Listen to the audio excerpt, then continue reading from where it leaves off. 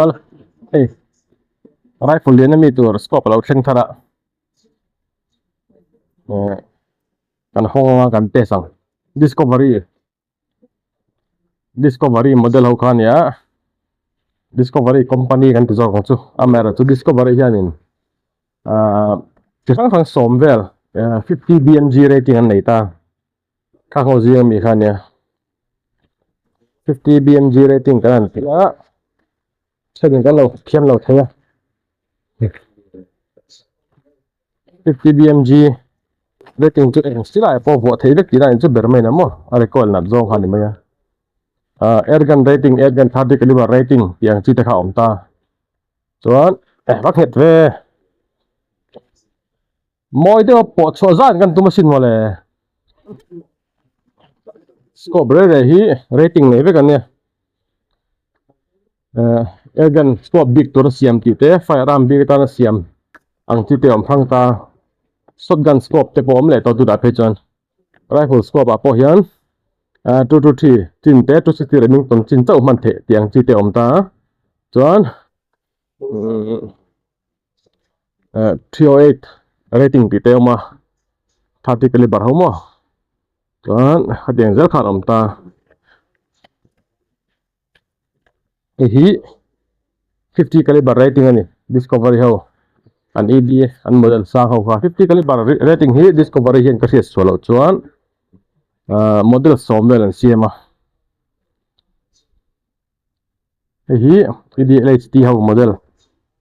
ho khan ta sunset aron chama toi main aron beinal khom mai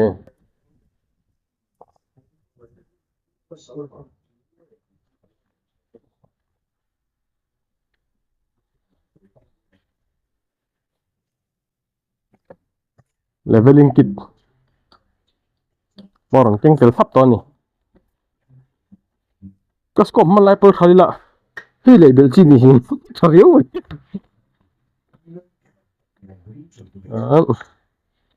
scope mount te bo som tha tak tak le ya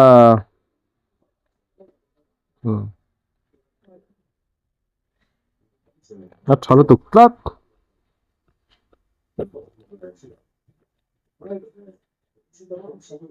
api fine glass di fine he tilai mi enge kala sa thei dawa kala phor thei si dawa ka phor thei huna kan themeng have a nice way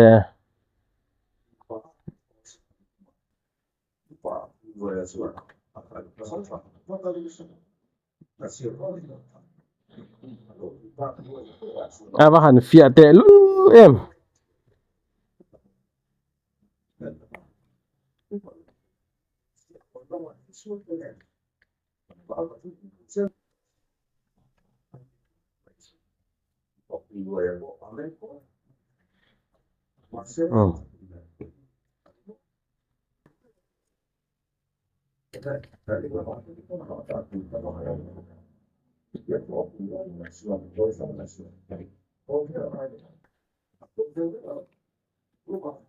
thau tu có detail ka share phal lo meng chau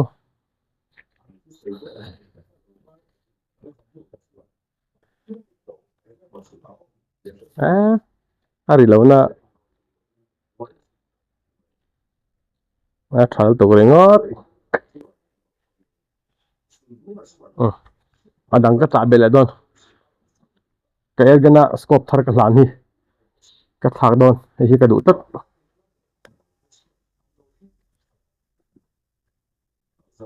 kina ra te kale chu karan mu te rang chawo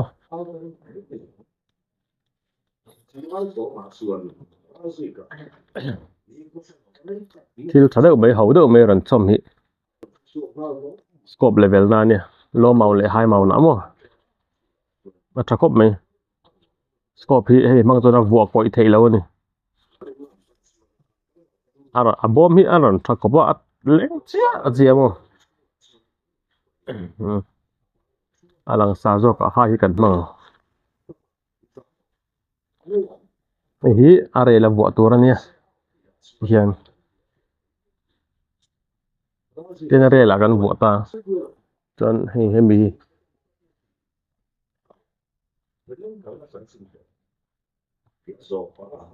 cái cần rộn tám mò còn thì hiện aring hi kan her ngit lawanga hemi tin kan noranga chon a scope hi a noi a head a lut phe don ta hemi a scope noi phek la hian chuan a in level thapa ti hian scope hi soi thei to lo ni mana ka ti thin tui khaya en dik ti vel te kha angai to lo ni ho aran chom ti thakop me hi moi zo zakop me hi zero stop ania FFP scope ani boka ED glass ania a model jo kala se thri don lo kan la zep tu adang kan cha le agamo across area ti lan kan tum chin lo ko nga